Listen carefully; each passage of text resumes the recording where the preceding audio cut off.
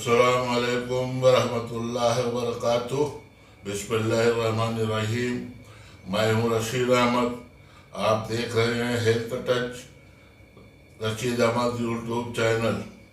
आपको मेरी चैनल पे हेल्थी और टेस्टी और नई नई रेसिपी रोज़ देखने को मिलेगी।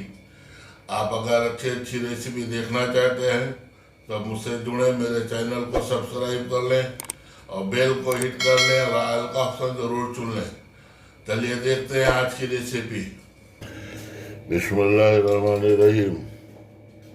आज मैं ये बैगन का रेसिपी शेयर करूँगा। अभी इसको बारीक बारीक पतले पतले कच्ची जैसा कट कर को इसका भजिया बनाएंगे। तो इसको मैं पहले धो के कट करने से पहले इसका जो कोडिंग करेंगे उसको मिला लेता हूँ। ये छलनी में मैंने 4 चम्मच आटा ले लिया है। अब इसको मैं छान लेता हूँ। ये आधा चम्मच मैं नमक डाल रहा हूँ, उसमें थोड़ा सा कम डाला हूँ। और ये 1 चम्मच चिल्ली पाउडर डाल रहा हूँ। इसको मिक्स करूँगा।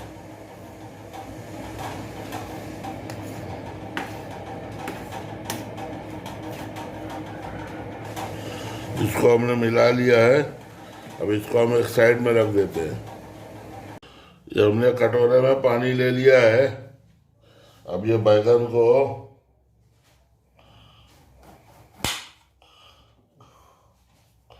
ऐसा पतला पतला काटेंगे और इसके अंदर डाल देंगे।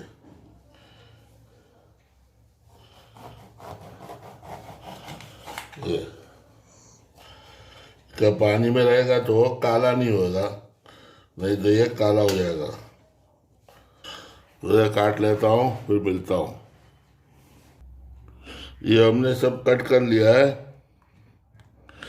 अब इसको हम कोडिंग करेंगे। ये इसके अंदर हम ये आटा जो 4 चम्मच मिला के रखे थे ये इसमें डालेंगे। और ये हींग है, ये इतना हींग डालेंगे इसमें। डाल के इसको मिक्स कर लेते हैं।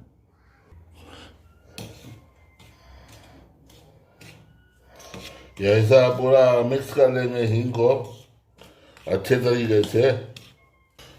पानी से एक पीस निकाल को, ऐसा पानी निकाल को इसको आटे में दोनों साइड से अच्छा सा लगा देंगे।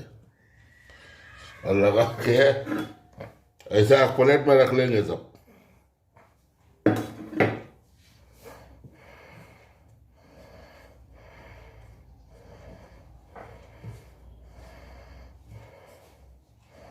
मैं बना कर लेता हूँ, फिर मिलता हूँ। ये हमने लगा दिया है। अब इसको मैं ढक करके रख देता हूँ 1 आधे घंटे के लिए। फिर फ्राई करके फिर दिखाऊंगा फ्राई करने के टाइम। ये हमने पैन गरम कर लिया है। अब इसके अंदर हम तेल डाल देंगे। एक कलछुले तो 70-80 ग्राम करीब होता है। इसे हम गरम करेंगे। गरम करने के बाद ये पीस को हम एक एक पीस कर को साइड से ऐसा पूरे में जमा देंगे। आँच को मीडियम से थोड़ा सा कम रखेंगे, नहीं तो जल जाएगा। मीडियम आँच में से कम आँच में उसको करेंगे। 1 मिनट से 1.5 मिनट करें। उसके बाद फिर उसको ऐसा पलट दिया। एक एक पीस कर को सब पलट दे देख के। जो पहले किया पहले करे, बाद में ऐसा लाइट ब्राउन जैसा हो जाए। फिर उसके बाद दूसरी साइड में भी 2 से 3 मिनट तक फ्राई कर लें। और उसके बाद फ्राई करके निकाल लें प्लेट में। ये हमारा रेडी हो गया है। ये देखिए, अब इसको हम सॉस के साथ मैं केचप से साथ सर्व कर रहा हूँ। आप चाहे तो ग्रीन चटनी वो या इमली की चटनी से सर्व कर सकते हैं। आपको रेसिपी पसंद आई हो तो मेरे वीडियो को लाइक करके शेयर कर लीजिए और चैनल को सब्सक्राइब ज़रूर कीजिएगा।